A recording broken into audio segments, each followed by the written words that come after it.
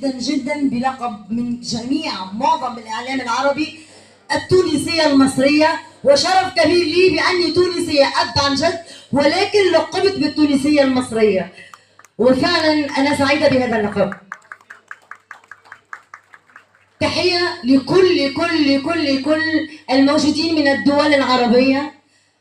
تحية لأرض الفيوم التي لدي فيها ذكرى جميلة جدا، يعني بصراحة مصر في كل الأركان بلد جميل جدا في كل المناطق، والفيوم لديها معزة خاصة بالنسبة يعني ليا، نحبها برشا بالتونسي.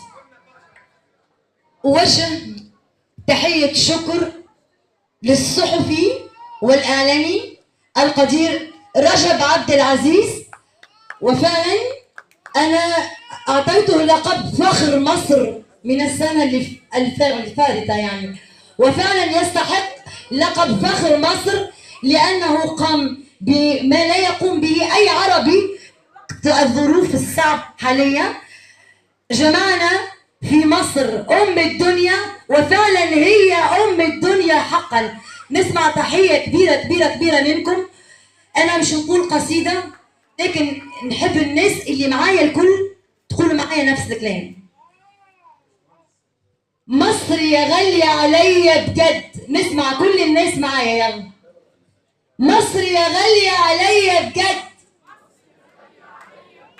حبي ليكي ما بيتعد، وعشقي كمان لمية نيلك خلاني أبقى أسيرك. بلد الحب وبلد الخير، فيكي حضارة وحضارة كبيرة، يعني فيكي حضارة وحب كبير. غصبا عن كل الطغيان رايتك عالية ما بتتهان. لا نحب أقوى منك لأن أنا مقصودة فعلا. غصبا عن تين الطغيان رايتك عالية ما بتتهان. رجالتك أبطال أحرار ما يريدوا ليك الدمار. شايلينك في نن العين وعلشانك حلفوا اليمين. لا نسمع رجالتك أبطال أحرار. طبعا تحية لكل الأمن المصري، تحية لجيش مصر الحبيب. نسمع تحية كبيرة لكل أمن مصر. رجالتك أبطال أحرار مش راضيين ليك الدمار.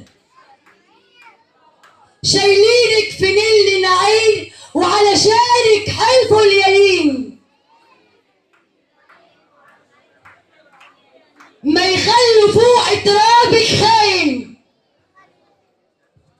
ولا هيخلوا الشعب حزين. وغصبا عن كل الطغيان رايتك عالية ما بتتهان.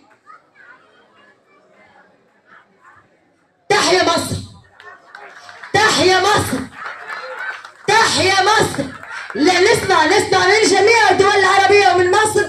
تحيا مصر، تحيا مصر، فعلا تحيا مصر. مصر التي تجمع كل الدول العربية، مصر التي تجمعنا اليوم في هذا اليوم الجميل. أنا فعلا كفنانة تونسية، فنانة عربية، فرحة جدا بصراحة بهذا اللقاء. وأوجه تحية أخرى مرة أخرى للأستاذ الإعلامي رجب عبد العزيز. وتحيا تحيا تحيا مصر. مصر والله غالية علينا، حبها دايما ساكن فينا، حضارتها عريقة بجد، وتاريخها ما بينساه حد. أنا عن نفسي بموت فيها والله يا حضرة المحافظ بجد، وبكل ناسها وأهاليها. ده الكرم موجود فيها، يا رب العالي تحميها. سحابة سحابة إن شاء الله هتعدي، والشعب كله تحدي. انه ينصر كرامتها ويرفع رايتها بتحدي. مصر هي ام الدنيا وهي حبيبة كل الناس، اللي صانها حيعيش فيها. لا، نسمع بقوة. اللي صانها حيعيش فيها، اللي صانها حيعيش فيها، ويكون ملك مرفوع الراس. عاشت مصر، عاشت تونس بلدي الحبيب. نوجه تحية طبعا لتونس الخضراء من مصر الحبيبة، وتحية لكل البلدان العربية. شكرا.